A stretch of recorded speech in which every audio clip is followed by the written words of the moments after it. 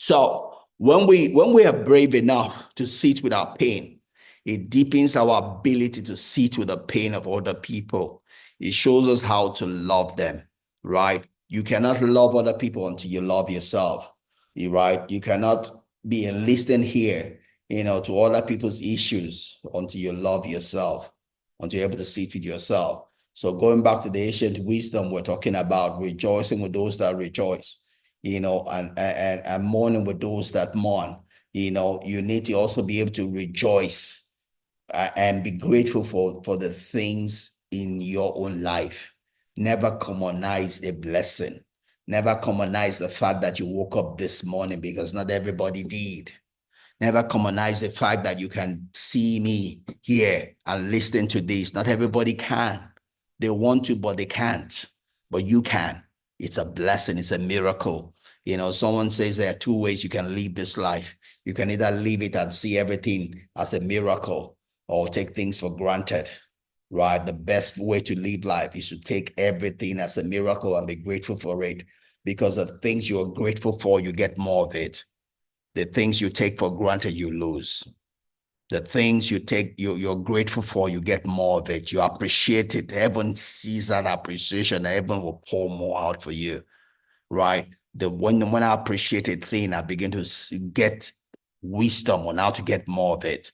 When I take things for granted, I'm plugging the flow of knowledge, the flow of wisdom, and the flow of connection to that thing, right?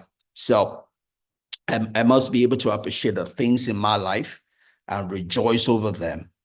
If I don't do that, I cannot give it to other people. The joy I cannot have for myself, I cannot have for someone else.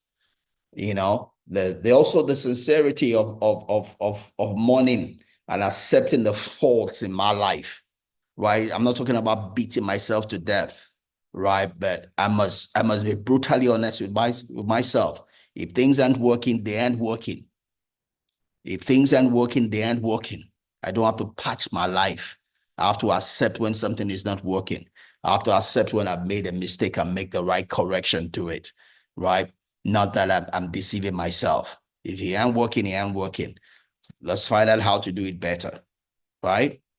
We'll learn, we'll grow, right? So you're only going to win in this life if you're intentional, and you're turned alive, you're present, you're mindful, you're living in the moment. Yeah, that's the way to win in life. That's the way to win in life, right? We have a dear brother lose the boxing match yesterday, right? What happened? He took his opponent for granted. There was no reason why he should expose his face to take that knockout punch. But he went in trying to do a kill, but he left his face open and he took that knockout punch. Dubos always had that knockout punch. It was his job to defend his face, his jaw against that punch. He didn't, because he was trying to give his own punch. He took his opponent for granted and he lost the battle.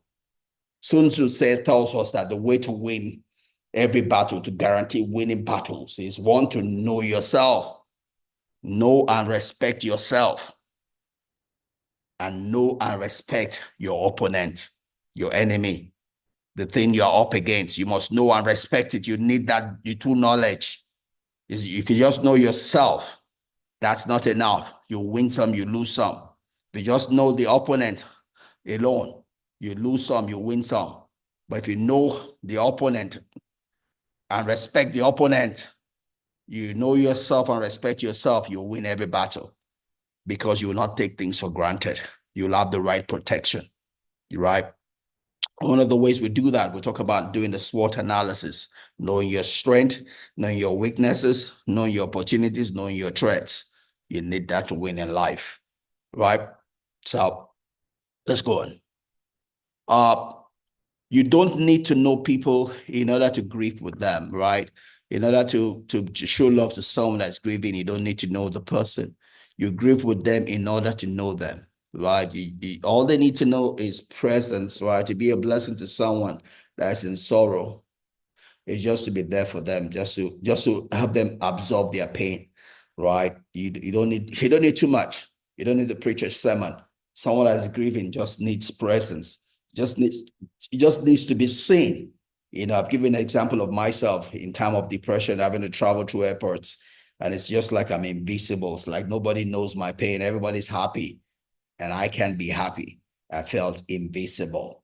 I felt people, no one was seeing me, and what we need to do is bridge that gap for people, right? If you see someone going through a time of depression, a time of sorrow, show that person that that person can be seen, that person can be heard, that person can be understood, So be there to acknowledge that person, be there to hear that person, be there to seemingly understand that person, be there to love that person. Because when you do that, you reduce their pain, you have their pain, right? And if you do that for someone else, you're sowing seed, you're casting your bread upon the waters. Someday you will need it, right? Be a shoulder that someone can lean on, because someday you're going to need a shoulder to lean on yourself, right? So strangers and family you haven't recognized yet. All your friends started as strangers, but you took the step to go forward, and you bridge the gap. You never know what blessing that stranger is holding. You never know what kind of friend that person it will be. It'll probably be your brother that's closer to you than a family, but you never get to make that person a brother or sister. That person is supposed to be until you take a step forward to be a blessing, until you take a step forward to be a friend. He that must have friends must show himself friendly. And it starts from stranger, but you must show yourself friendly to break the gap and receive the blessing that God, the Creator, has for you, that's in the hand of that supposed stranger that is truly your friend, that's truly supposed to be a part of your family. You have to take the step to be blessed, right? So everybody starts out as strangers, but to break the gap is you have to show yourself friendly, to break that gap or that genes, as it were, and you do that by love, right?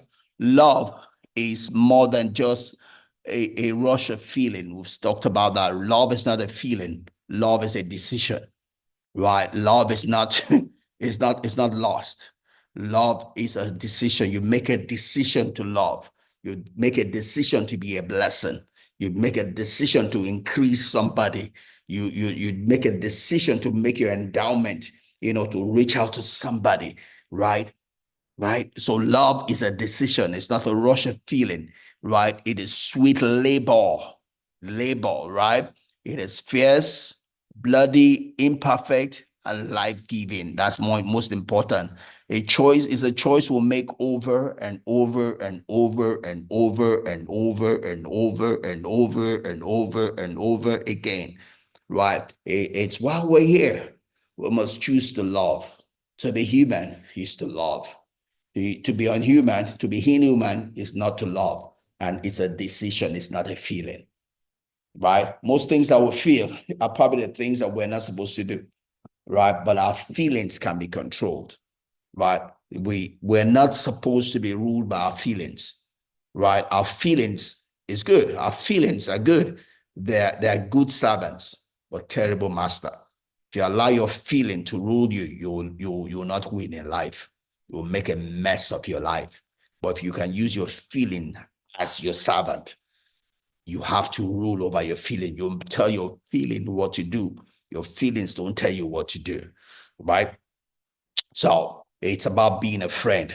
It's about stepping out to be a blessing to somebody. Your feelings will follow, right? But if you follow your feelings, they probably tell you not to go. Or your feelings want to protect you. Oh, don't go. What would they say? What if they don't like it? What if they don't respond to you the same way? What if that fear will limit you being human to someone else, right? Rather make a decision of love, right? Love to be a blessing. It's not what I can get from them, but what I can give to them.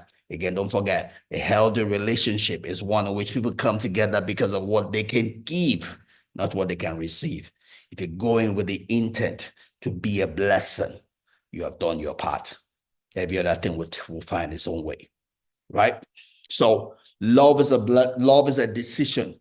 It's a choice we'll make over and over and over and over and over and over and over again, because that's the way we live life. That's where we tread life, right? So right relationship is knowing that we are interconnected and find a form of connection that allows us peace, right? We're interconnected with one another, and being rightly related is just knowing that, and doing our own part in that mix. It's not about forcing myself on other people, because the next word from Valerie says sometimes right relationship means that we re-enter each other's lives.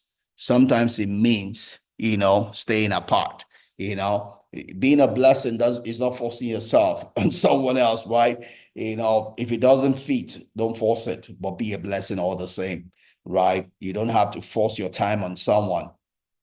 Like Maya Angelou would say, when someone shows you their true color, believe it the first time, right? When you step out, you know, regauge, but still love the person.